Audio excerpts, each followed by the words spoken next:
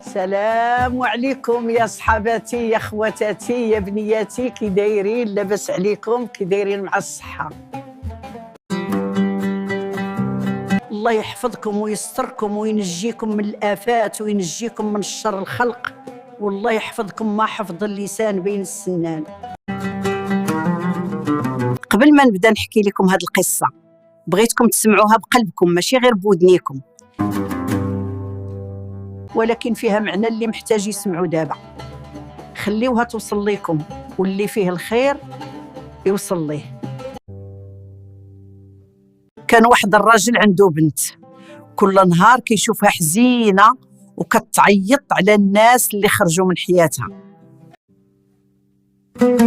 نهار قال لها تعالي نمشيو للسوق، شد ليها واحد القفة وقال لها عمريها بالحجر اللي يعجبك.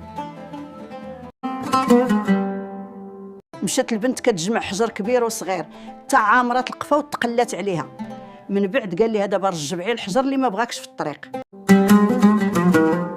ولات ترجع واحد واحد، وكل ما رجعات حجر القفة ولات خفيفة. قال لها هكذا قلبك، إلا عامرتيه باللي وجعك غادي تقول عليك، وإلا خلويتي غير اللي بغى يبقى غادي ترتاحي. ماشي كل واحد خاصو يبقى، وماشي كل فراق خسارة. بعد الرحيل رحمة.